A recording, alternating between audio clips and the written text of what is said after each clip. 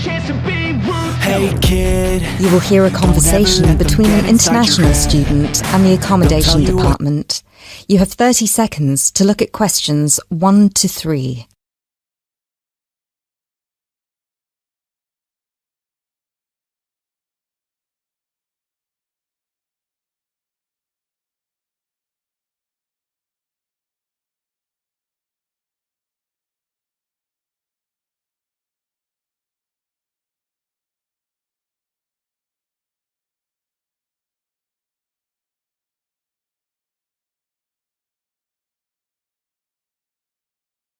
Hello, accommodation department. How can I help you?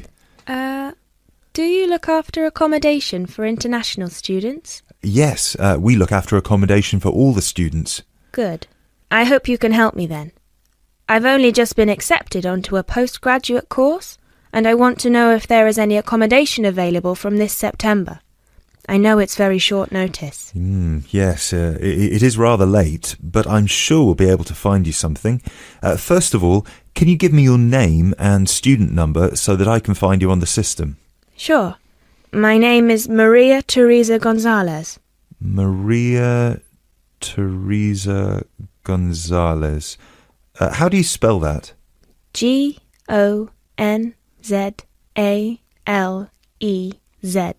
Thank you. Got it. And your student number, please? SHU 300715PG. SHU 300715PG. Ah, here you are. Department of Modern Languages. Yes, that's me.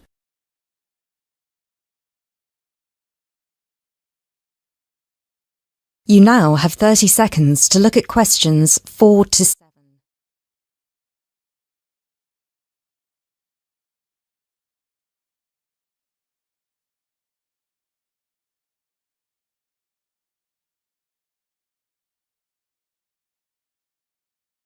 Okay, now there are several options for postgraduate students. Firstly, there is the Trigon. This is a new block near to the station and not far from the main campus. Accommodation is what we call cluster accommodation. What does that mean? There's a small group of rooms, usually 6, each with its own bathroom clustered around a lounge kitchen area which is shared. Oh, I see. That sounds good. They are very popular. The price for these is £99 per week, and we do have some availability left. However, for postgraduate students, there are other options. And what are they? There's another apartment block called The Cube, located near the west gate of the campus. Accommodation there is in 1 or 2 bedroom self-contained flats. So, the cube is self-contained? How does that work? Well, basically, they're just like ordinary apartments. Each apartment has 1 or 2 study bedrooms with ensuite bathroom, a lounge and a kitchen. And what is the price of those? For the 1 bedroom, it is £180 per week, and for the 2 bedroom, it is £110 per week for each person. And can I choose who I share with? If you have a friend and you would like to share with them, of course, we can reserve a 2-bedroom apartment for you both. Otherwise, you just have to share with whoever else is there. Obviously, it will be another woman. I will have to think about this. Do I have to make a decision now? No, but we don't have much accommodation left, so I can't guarantee that there will still be availability if you leave it too long.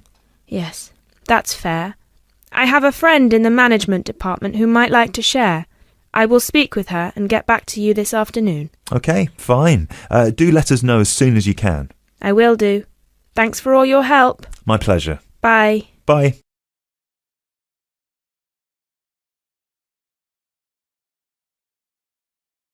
That is the end of part 1.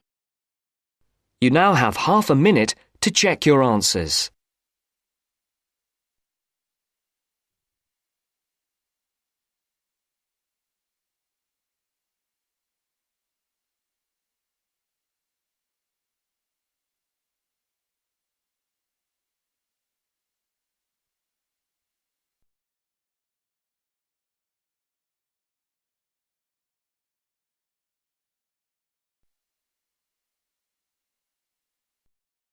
Now turns to Part 2.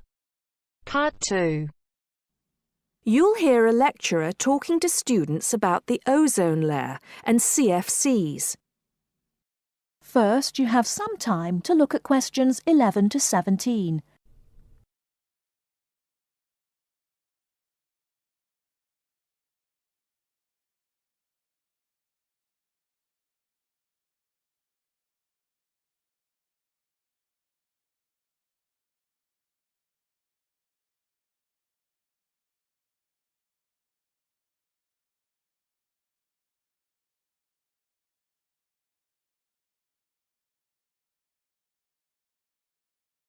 Now, listen carefully and answer questions 11 to 17. Today, it is well known that CFCs, or chlorofluorocarbons, can do immense damage to the ozone layer, which protects the Earth from harmful radiation from the Sun. However, it was as recently as the mid-1970s when the connection between CFCs and ozone layer destruction was first established. The story starts back in 1957, when James Lovelock invented the electron capture detector. This is a machine that can detect very small amounts of a chemical compound in the atmosphere. Indeed, using the machine, it was Lovelock who was the first person to detect the widespread presence of CFCs in the Earth's atmosphere. In 1973, Lovelock, on a research trip which he'd funded himself, measured the amount of CFCs in the atmosphere in the Arctic and in Antarctica, but unfortunately came to the wrong conclusion that CFCs are not harmful to the environment. Following on from this work, though, in 1974, Sherry Rowland and Mario Molina published the very first scientific paper on the connection between CFCs and ozone depletion.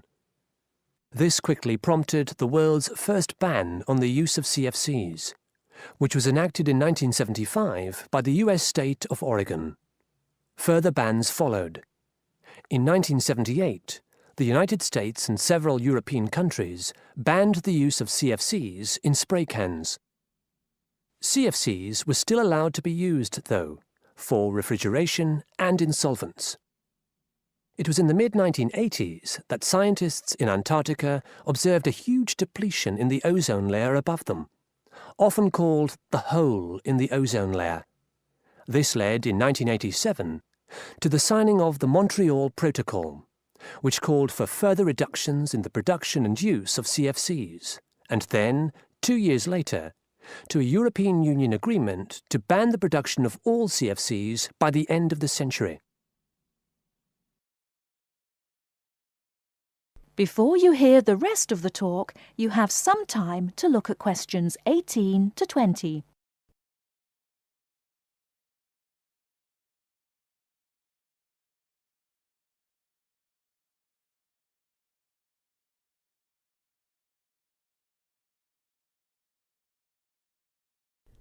Now listen and answer questions 18 to 20. So why exactly are CFCs so harmful? One of the reasons CFCs were so popular in the production of solvents and refrigeration coolants is that they are unreactive. That is, they don't react easily or at all with other chemical compounds. It's this property, however, that also makes them dangerous. Because they are unreactive, it's very difficult for them to be broken down. This gives them a long lifespan, more than 100 years in some cases, and allows them to rise into the upper levels of the atmosphere, the stratosphere, unchanged. There, ultraviolet radiation from the sun starts to break them down, freeing the chlorine atoms from the CFCs. It's this chlorine that helps destroy the ozone there.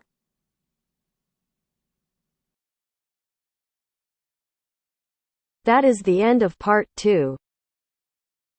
You now have half a minute to check your answers.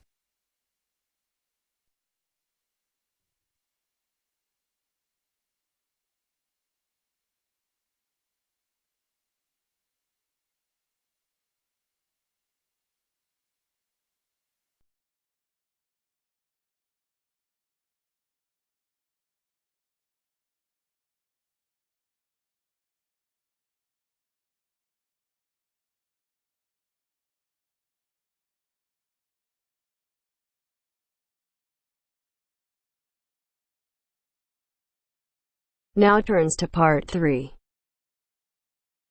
Part 3. You will hear a student, Alex, asking his tutor for advice about essay writing. You now have 30 seconds to read questions 21 to 27.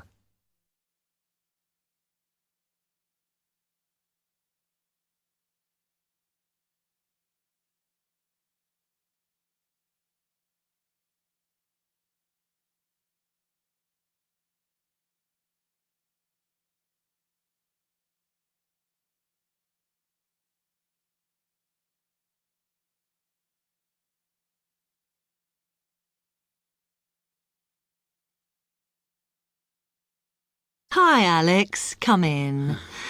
I gather you wanted some help with writing essays. Yes, I'm finding this first term difficult, and I'm worried about the assignments we have to do for January.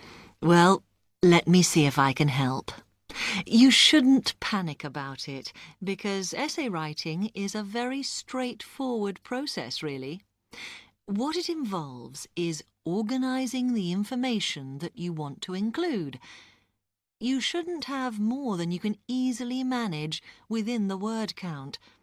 Make sure you haven't got too much or anything irrelevant.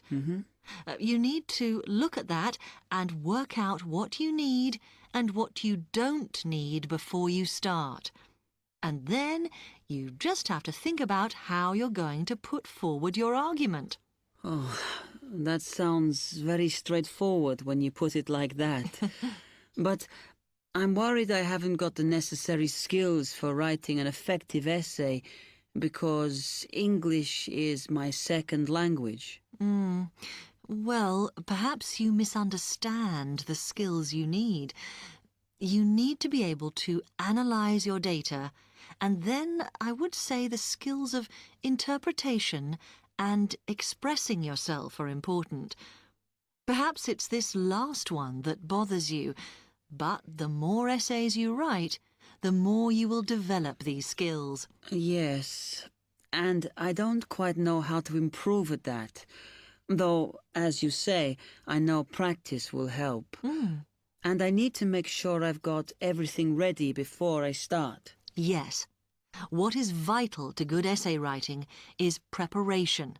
So make sure you build in enough time to do the research you need. Are there any other sources I can use to help me with essays? Yes. You should go to the library and look through the reference section, because there are books that focus on the style we use in academic writing, and those will help you a lot. The other thing that you should think about is what happens when you've actually written your essay. Too many students just complete their work and hand it in, whereas what you should be doing is making sure that you edit it as thoroughly as possible. Oh, yes, that's a good idea. Then I'd pick up any mistakes and also see if it reads logically. Exactly. The other thing is, again, what a lot of students do is get their essays back, look at the marks, then just file it away. They don't realise that if they checked it through and looked at what the tutor had written, then they can learn from their old essays. Yeah, I can see that's a good idea. So, is that okay? You can always come back to me. You now have 15 seconds to read questions 28 to 30.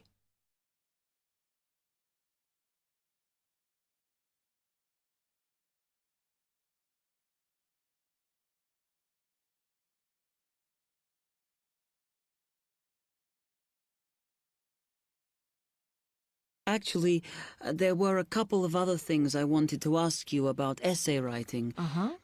I had a few thoughts of my own about what I should do, such as really taking good notes when I'm reading, because that helps, doesn't it?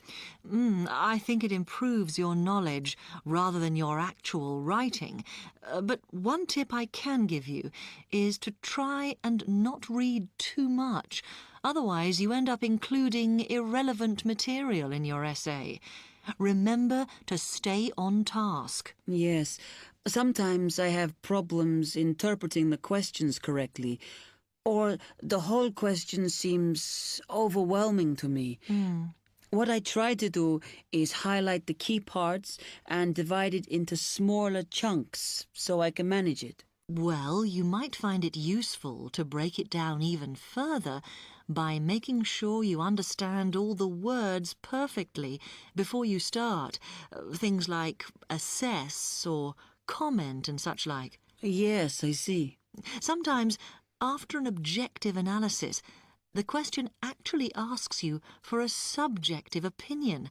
But you must remember to support your arguments if that's the case.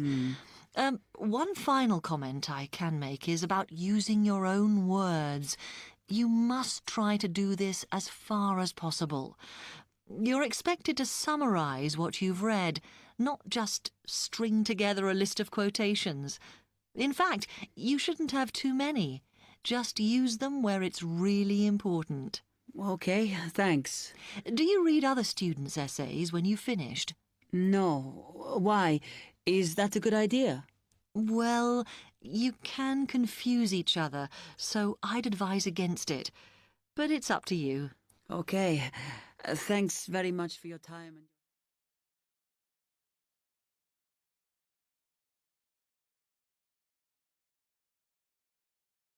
That is the end of part 3.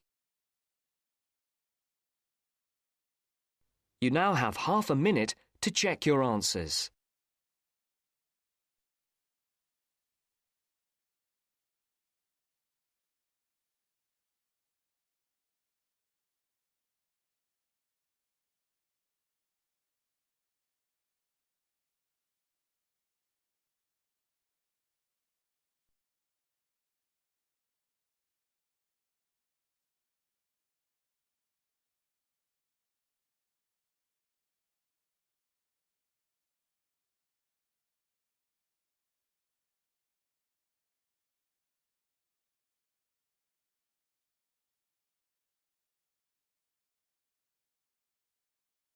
Now listen carefully and answer questions 31 to 40.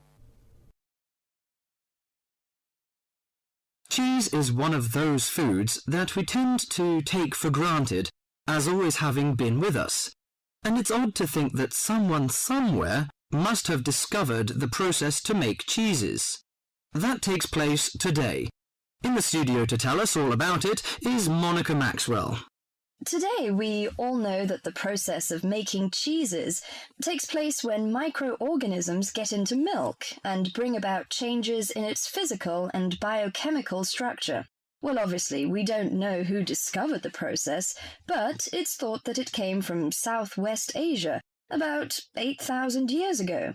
In the early time, there were mainly two types of cheeses. One of them was rather tasteless and bland, in the case of the so-called fresh cheeses, which are eaten immediately after the milk has coagulated. And another one was rough-tasting and salty, in the case of the ripened cheeses, which are made by adding salt to the soft fresh cheese and allowing other biochemical processes to continue so that a stronger taste and a more solid texture resulted. The ancient Romans changed all that. They were great pioneers in the art of cheese-making, and the different varieties of cheese they invented and the techniques for producing them spread with them to the countries they invaded. This spread of new techniques took place between about 60 BC and 300 AD. You can still trace their influence in the English word cheese, which comes ultimately from the Latin word Caseus, that's C-A-S-E-U-S. At this stage in history, people weren't aware in a scientific way of the role of different microorganisms and enzymes in producing different types of cheese, but they knew from experience that cheese's tastes were relevant to something. If you kept your milk or your pre-cheese mixture at a certain temperature or in a certain environment, things would turn out in a certain way. In the 19th century, with the increasing knowledge about microorganism, there came the next great step forward in cheese-making. Once it was known exactly which microorganism was involved in the different stages of producing a cheese, and how the presence of different microorganisms affected the taste, it was possible to introduce them deliberately and to industrialize the process. Nowadays, cheese is made on a large scale in factories, although the small producer working from his dairy farm continued to exist and still exists today.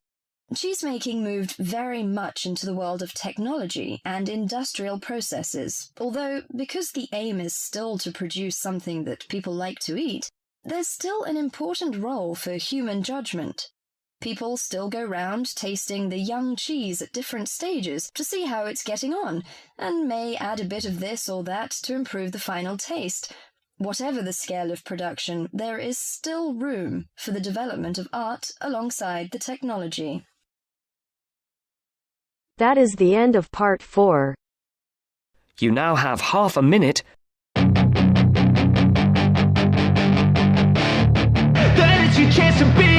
Hey kid, don't ever let them get inside your head. They'll tell you what to do in life instead of everything you know that you could get. Don't let them guide your life towards regret. I'll fight for what I love with every breath. My past is filled with things I won't. Everyone, welcome to our channel. Today in this video I'll discuss with you writing task 1, and the question for today is: the pie charts below show the comparison of exports in Great Britain over 5 years. So we can see that the export of firstly is machinery, vehicles, pharmaceuticals, plastics and organic chemicals in 2010 and 2015. So the blue one is representing the machinery, red one is representing the vehicle, yellow one is representing pharmaceuticals, plastic, and the which is not shaded is representing on organic chemical. So we can see like in both the year machinery was highly exported, 29%, 30%. Then after that vehicles were exported highly, 28 and 29%. Then we can see that pharmaceuticals, the export of pharmaceuticals decreased over the time by 10% or 9% approximately, and plastic, the export of plastic increased over the time, and organic chemicals also increased. So let's see how we can write this now. Overall, what we can see that every item, the export of every item increased, just one we can see here, pharmaceuticals decreased. So the rendered pie chart depicts the proportion of commodities supplied from the United Kingdom from 2010 to 2015. Okay, so this is just the introduction. Overall, machinery and vehicles were the most desired items out of all the categories. On the other hand, plastic and organic chemicals were transported in minor quantities over the 5 years. So we can see like machinery and vehicles were transported or exported in a greater number, 30% each, if we just go for an approximation, and the least items which were transported, organic chemicals and plastic. Explicitly, in 2010, the top two products, machinery and vehicles, accounted for nearly the same percentage, just over 30%. Sorry, just under 30%. So it was under 30%. We can see both are, we can say like they are same, nearly same. However, most notably, even after 5 years, both increased by 1%, with machinery elevating to 30% and vehicles rising to 29% respectively. So it directly says that machinery exported in the year 2010 was 29%, and the vehicles exported in the year 2010 were 28%, because here we are clearly writing that both increased by 1%, with machinery elevating to 30% and vehicles rising to 29% respectively. Similarly, there was a gradual surge in plastics and organic compounds over the 5 years. In 2010 it was 9% and 7% correspondingly, and by 2015 it had risen to 13% and 10% respectively. So if we talk about plastics and organic compounds, so it increased from 9 to 13% and 7 to 10% respectively. However, just one figure, pharmaceuticals had seen a substantial drop over the time. The percentage of medicines exported at the beginning was 27%, and by the end it had moderately decreased to 18%. So we can see here it was 27% the medicines were exported in the year 2010, but in 2005 it reached to 18% after a substantial drop. So this was for today. If you like the video, do hit the like button and subscribe to our channel. I'll meet you in the next video. Till then, bye bye and take care.